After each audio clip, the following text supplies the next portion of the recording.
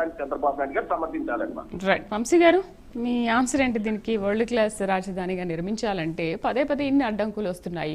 YCP మాట్లాడుతోంది, చాలా అడ్డంకులు సృష్టిస్తోంది. మరి ఏంటి అడ్డంకులన్నీ తట్టుకొని ఈ 3 ఏళ్లలో ఆ నిర్మాణం అనేది సాధ్యం అవుతుందా?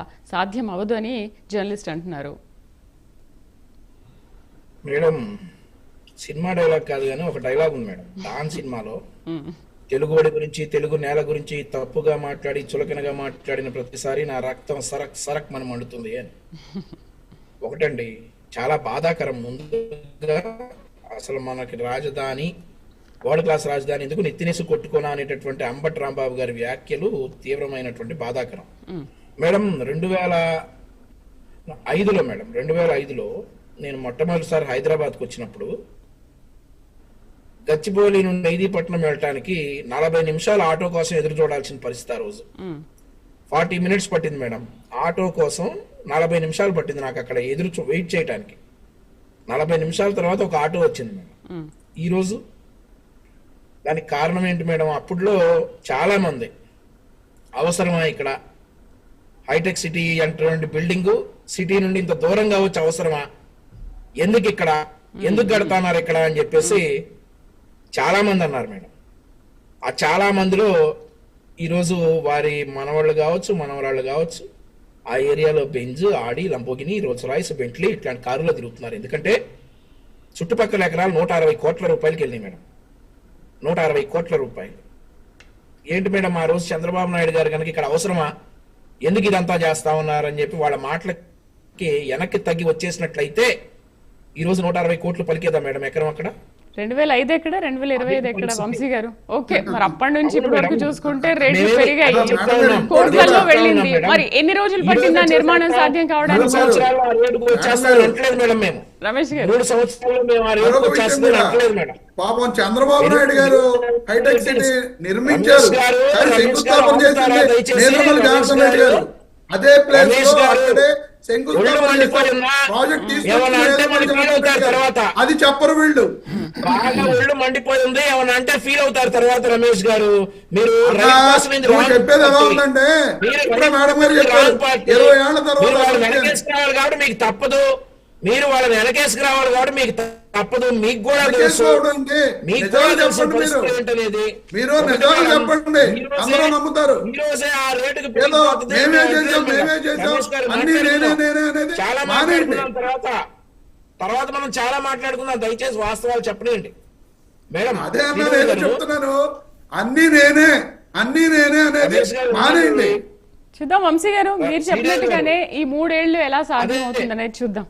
ఈ రోజే మేము రాజధాని వరల్డ్ క్లాస్ క్యాపిటల్ గా చేసేస్తామని చెప్పడం లేదు మేడం. నేను ముందుగా నాలో నేను మాట్లాడుకునేవాడిని టీవీ డిబేట్ లోకి రాకముందు. ఆ తర్వాత చిన్న మీటింగ్స్ లో మాట్లాడా, ఆ తర్వాత బహిరంగ వేదికల్లో మాట్లాడాను, ఆ తర్వాత మా పార్టీకి అత్యంత ప్రతిష్టాత్మకమైన మహానాడులో మాట్లాడా, ఆ తర్వాత 43 సంవత్సరాల చరిత్ర కలిగినటువంటి తెలుగుదేశం పార్టీని కొన్ని మీడియా ఛానల్స్ లో రిప్రజెంట్ చేస్తా ఉన్నా. నా పరిస్థితి చూస్తే నేను దినదిన అభివృద్ధి చెందాను కానీ నేను రాజకీయాల్లోకి వచ్చిన 1వ రోజే ప్రైమ్ 9 లాంటి ఛానల్లోకి వచ్చి మాట్లాడలేదు. అమరావతి కూడా అంతే. ఈ రోజు అమరావతి గురించి హేళనగా మాట్లాడిన ప్రతి ఒక్కళ్ళు 3 సంవత్సరాల్లో మేము రాజధాని కట్టి తీరుతాం మేడం, నో డౌట్. అది వరల్డ్ క్లాస్ క్యాపిటల్ గా చేసేటటువంటి బాధ్యత కూడా కూటమి ప్రభుత్వానిదే, చేసి తీరుతాం.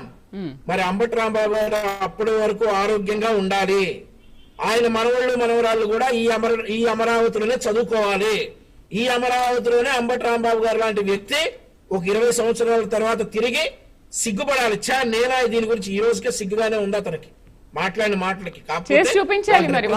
పార్టీని వాళ్ళు రిప్రజెంట్ చేసే పార్టీని వాళ్ళు వెనకేసుకు రావాలి కాబట్టి రమేష్ గారికి కానీ అంబటి రాంబాబు గారికి కానీ తప్పదు. డెఫినెట్లీ ఆంధ్రప్రదేశ్ రాష్ట్ర రాజధానిని హైదరాబాద్ ధీటుగా తయారు చేసి తీరుతాం. హైదరాబాద్ నిర్మించింది, సైబరాబాద్ నిర్మించింది కీలక పాత్ర చంద్రబాబు నాయుడు గారిది. ఇక్కడ ఇంకొక విషయం చెప్పాలి మేడం. చంద్రబాబు నాయుడు గారి తర్వాత వచ్చినటువంటి రాజశేఖర రెడ్డి గారు ఎక్కడా సైబరాబాద్ ని నిర్లక్ష్యం చేయలా. రాజశేఖర రెడ్డి గారి తర్వాత వచ్చినటువంటి రోషే గారు కానీ, కిరణ్ కుమార్ రెడ్డి గారు నిర్లక్ష్యం చేయలా, కేసీఆర్ గారు నిర్లక్ష్యం చేయలా, రేవంత్ రెడ్డి గారు నిర్లక్ష్యం చేయలా.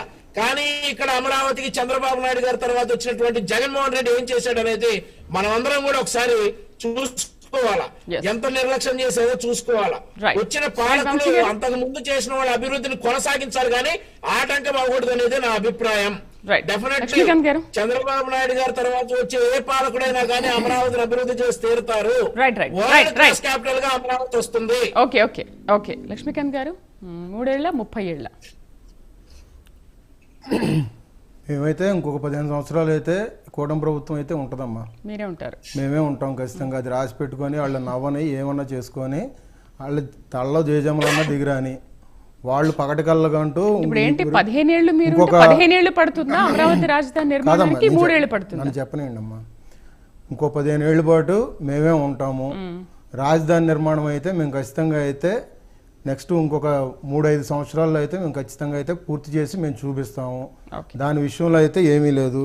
అంబటి రాంబాబు గారు లాంటి వ్యక్తులు కొంచెం వయసు మందగించి రాజకీయాలకు దూరంగా అయిపోయి ఆయన మిగులు జీవితం కూతురు దగ్గరకో అల్లుడి దగ్గరకో వెళ్ళిపోయి బతికితే మంచిది. ఎందుకంటే రాష్ట్రంలో ఉన్న కాడి నుంచి ఇక్కడ కూడు తిని ఇక్కడ గాలి పీల్చి ఇక్కడ రైతుల్ని తిట్టడం, ఇక్కడ ప్రజల్ని తిట్టడం, కులాన్ని ద్వేషించడం ఇట్లాంటి విమర్శలు చేసే కన్నా ఆయన మిగులు జీవితం నన్ను అడిగి రాజకీయ సన్యాసం తీసుకొని అక్కడికి వెళ్ళి చేసుకోవడం బెటరు. ఇట్లాంటి పరిహారాలు మళ్ళీ మొదలైతే కనుక ప్రజలే ఎదురుదాడికి దిగుతారు. అందుకనే నోరు మంచిదైతే ఊరు మంచిది అంటారు. అట్లాగే అంబటి రాంబాబు గారు లాంటి వ్యక్తులు కొంచెం నోరు అదుపులో పెట్టుకుంటే బెటరు. లేదంటే కనుక ఆయనకి రాష్ట్ర ప్రజలే చెప్తారు సమాధానం. కూటమిలో నాయకులు విమర్శించినంత మాత్రాన ఇక్కడ ఏమీ లేదు. మేము విమర్శలను అయితే మేమైతే మీరు విమర్శించారని మేము మీడియాలో పెట్టుకొని మేము విమర్శలు అయితే మేము చెయ్యట్లా. మేము సంపూర్ణమైన పాలన ఇచ్చుకుంటూ వెళ్తున్నాం, పారదర్శకతో ఉన్నాము ఇవాళ రోజున.